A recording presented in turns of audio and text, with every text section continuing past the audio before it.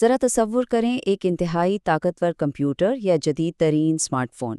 یہ سب ایک مرکزی ذہانت کے بغیر محض پلاسٹک، دھات اور تاروں کا ایک بے جان ڈھانچہ ہے۔ یہ پوشیدہ استاد جو ہر چیز کو منظم کرتا ہے اور ان میں جان ڈالتا ہے، اسے ہم آپریٹنگ سسٹم کہتے ہیں۔ اور آج کے اس تفصیلی جائزے میں ہم اسی ماسٹر مائنڈ کے رازوں سے پردہ اٹھائیں گے۔ تو چلیے سیدھے موضوع کی طرف آتے ہیں۔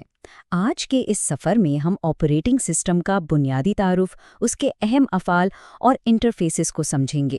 ساتھ ہی اس کی مختلف اقسام اور اسے انسٹال کرنے کے عملی طریقوں پر بھی بات ہوگی۔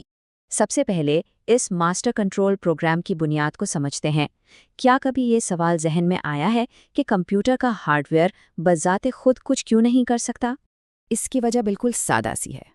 ہارڈ ویئر کے پاس فیصلہ کرنے کی اپنی کوئی صلاحیت نہیں ہوتی، اسے باقاعدہ بتانا پڑتا ہے کہ کیا کرنا ہے اور کیسے کرنا ہے، اور یہیں انٹری ہوتی ہے آپریٹنگ سسٹم کی۔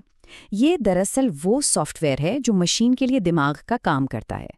یہ بوٹنگ اور فائل مینجمنٹ جیسے بنیادی کاموں سے لے کر ہارڈ ڈسک اور پرنٹر جیسے بیرونی آلات تک ہر چیز کو نہایت مؤثر طریقے سے منظم کرتا ہے۔ اور اگر ہم اسے روزمرہ زندگی سے جوڑیں تو یہ نام بالکل مانوس لگیں گے۔ مائکروسافٹ ونڈوز ہو، اوپن سورس کی دنیا کا مشہور لینکس ہو، ایپل ڈیوائسز کا I O S, Mac O S ہو، یا پھر اسمارٹ فونز پر راج کرنے والا اینڈرائڈ، یہ سب وہی ماسٹر مائنڈز ہیں جو ہمارے آلات کو چلا رہے ہیں۔ یہاں تک کہ پرانے وقتوں کا ڈاس بھی اسی کی ایک مثال ہے۔ تو بنیادی طور پر یہ کام کیسے کرتا ہے؟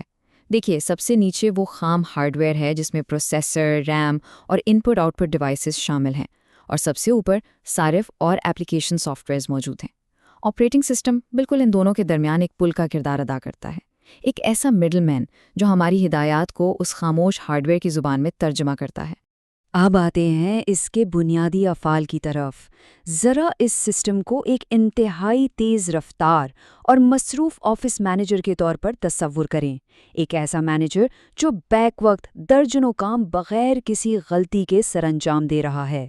یہ مینیجر روزانہ بے شمار خاموش کام کرتا ہے، جیسے کہ بوٹنگ یعنی سسٹم کو آن کر کے کام کے لیے تیار کرنا، پھر وسائل کا انتظام جہاں پروسیسر اور میموری کو تقسیم کیا جاتا ہے، اس کے علاوہ میموری مینجمنٹ کا کام یعنی کون سا پروگرام کہاں رہے گا اور کب جگہ خالی کرے گا، ساتھ ہی ڈیوائس ڈرائیورز کے ذریعے کی بورڈ یا پرنٹر جیسے آلات کو سنبھالنا اور تمام ڈیٹا کی فائل مینجمنٹ کر کے اسے محفوظ اور منظم رکھنا بھی اسی کی ذمہ داری ہے۔ اور سب سے دلچسپ بات وہ ہے پروسیس شیڈولنگ۔ جب ہم ونڈوز ٹاسک مینیجر جیسے ٹولز کو دیکھتے ہیں تو وہاں واضح ہوتا ہے کہ یہ سسٹم ہر چلنے والے پروگرام کو پروسیسر کا کتنا حصہ اور کتنی میموری دے رہا ہے۔ یہ سب اتنا خاموشی اور تیزی سے ہوتا ہے کہ ہمیں اندازہ بھی نہیں ہوتا کہ پس منظر میں کتنی زبردست منصوبہ بندی چل رہی ہے۔ چلیں اب اس بات پر غور کرتے ہیں کہ انسان اس مؤثر ماسٹر کنٹرول پروگرام کو آخر احکامات کیسے دیتے ہیں۔ اس رابطے کو ہم یوزر انٹرفیس کہتے ہیں۔ تاریخی طور پر اس رابطے کے دو بڑے طریقے رہے ہیں۔ ایک پرانا اور قدرے مشکل طریقہ کمانڈ لائن انٹرفیس یعنی سی ایل آئی ہے۔ اس میں ہر کام کے لیے ٹیکسٹ کمانڈز ٹائپ کرنی پڑتی ہیں۔ مشکل ضرور ہے، مگر یہ کمپیوٹر کے وسائل بہت کم استعمال کرتا ہے۔ اس کے بالکل برعکس ہمارے پاس جدید گرافیکل یوزر انٹرفیس یعنی جی یو آئی ہے۔ یہ استعمال میں انتہائی آسان ہے، لیکن ظاہری بات ہے کہ اس کے بصری فیچرز کو چلانے کے لیے زیادہ میموری اور پروسیسنگ پاور درکار ہوتی ہے۔ آج کے جدید گرافیکل انٹرفیسز نے تو گویا دنیا ہی بدل دی ہے۔ اب لمبے چوڑے کمانڈز یاد رکھنے کے بجائے اسکرین پر موجود دلکش آئیکونز، بٹنز اور مینیوز پر صرف ایک کلک سے سارا کام ہو جاتا ہے۔ یہی وہ بڑی وجہ ہے جس نے ونڈوز اور آئی او ایس جیسے سسٹمز کو دنیا بھر میں اتنی مقبولیت بخشی۔ انٹرفیس کے بعد اب بات کرتے ہیں آپریٹنگ سسٹمز کی مختلف اقسام کی۔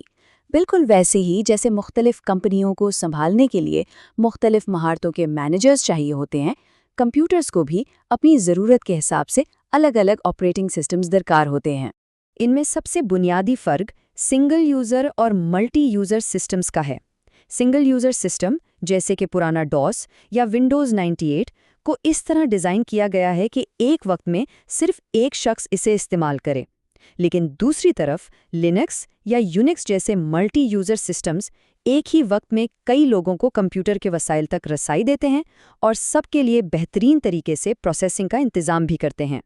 ایک اور دلچسپ قسم بیچ پروسیسنگ کی ہے۔ اس تصور میں انسان کا کمپیوٹر کے ساتھ براہ راست رابطہ نہ ہونے کے برابر ہوتا ہے۔ اس میں ایک جیسی نوعیت کے کاموں کو ایک گروپ یا بیچ کی شکل میں اکٹھا کر دیا جاتا ہے اور کمپیوٹر انہیں باری باری خود کار طریقے سے چلاتا رہتا ہے۔ اس کا فائدہ یہ ہے کہ اس سے کمپیوٹر کا فارغ وقت یعنی آئیڈل ٹائم بہت کم ہو جاتا ہے۔ اس کے بعد ٹائم شیئرنگ آپریٹنگ سسٹمز آتے ہیں۔ یہاں ایک ہی پروسیسر کو بیک وقت کئی لوگ استعمال کر رہے ہوتے ہیں۔ سسٹم ہر کام کو ایک بہت ہی مختصر سا وقت دیتا ہے جسے کوانٹم کہا جاتا ہے۔ یہ اتنی غیر معمولی رفتار سے ایک ٹاسک سے دوسرے ٹاسک تک سوئچ کرتا ہے کہ سب کو یہی محسوس ہوتا ہے جیسے پورا کمپیوٹر صرف انہی کے لیے کام کر رہا ہے۔ اور ہاں، ریئل ٹائم پروسیسنگ یعنی RTOS کا ذکر کرنا بھی بے حد ضروری ہے۔ یہ سسٹمز وقت کے انتہائی پابند ہوتے ہیں۔ ان کے اندر کوئی بھی پروسیسنگ ایک مقررہ اور انتہائی سخت وقت کی حد میں پوری ہونی چاہیے۔ اگر ذرا سی بھی تاخیر ہو تو پورا سسٹم فیل ہو سکتا ہے۔ یہ وہاں استعمال ہوتے ہیں جہاں 1 سیکنڈ کے 1000ویں حصے کی تاخیر بھی کسی بڑے نقصان کا باعث بن سکتی ہو۔ نظریاتی باتوں کے بعد اب آتے ہیں عملی میدان کی طرف۔ آپریٹنگ سسٹم کیا ہے اور کیا کرتا ہے یہ تو سمجھ آ گیا، لیکن ایک بالکل نئے کمپیوٹر میں اس ماسٹر کنٹرول پروگرام کو ڈالا کیسے جاتا ہے؟ چلیں اب انسٹالیشن کی بات کرتے ہیں۔ کسی بھی آپریٹنگ سسٹم کو چلنے کے لیے کچھ کم از کم ہارڈ ویئر درکار ہوتا ہے جسے منیمم سسٹم ریکوائرمنٹس کہتے ہیں۔ مثال کے طور پر اگر ونڈوز 10 انسٹال کرنی ہو تو کم از کم 1 گیگا ہرٹز کا پروسیسر، 1 یا 2 GB ریم، 32 GB کی سٹوریج اور ایک مناسب ڈسپلے کا ہونا لازمی ہے۔ اگر ہارڈ ویئر میں اتنی طاقت ہی نہ ہو تو یہ ماسٹر مائنڈ بھی کام نہیں کر سکتا۔ اب فرض کریں کہ ہارڈ ویئر بالکل تیار ہے تو اس کے اہم مراحل کیا ہوں گے؟ سب سے پہلے انسٹالیشن میڈیا جیسے USB یا DVD کو سسٹم سے منسلک کیا جاتا ہے۔ پھر کمپیوٹر کو ریسٹارٹ کر کے مخصوص کیز کے ذریعے بایوز سیٹنگز کھولی جاتی ہیں۔ یہاں سب سے اہم مرحلہ بوٹ آرڈر کو تبدیل کرنا ہے تاکہ سسٹم اسی USB سے سٹارٹ ہو۔ اس کے بعد بس انسٹالیشن کی قسم چننی ہے، ڈرائیو منتخب کرنی ہے اور اسکرین پر آنے والی ہدایات پر عمل کرتے جانا ہے۔ تو ٹاسک شیڈیول کرنے سے لے کر ہارڈ ویئر کو مکمل کنٹرول کرنے تک یہ آپریٹنگ سسٹمز واقعی آج کی جدید ٹیکنالوجی کی دھڑکن ہیں۔ لیکن اختتام پر ایک سوال ضرور سوچنے پر مجبور کرتا ہے۔ ٹیکنالوجی کی بڑھتی ہوئی اس رفتار کو دیکھتے ہوئے کیا مستقبل میں یہ آپریٹنگ سسٹمز اتنے خود مختار اور طاقتور ہو جائیں گے کہ پس منظر میں مکمل طور پر غائب ہو جائیں؟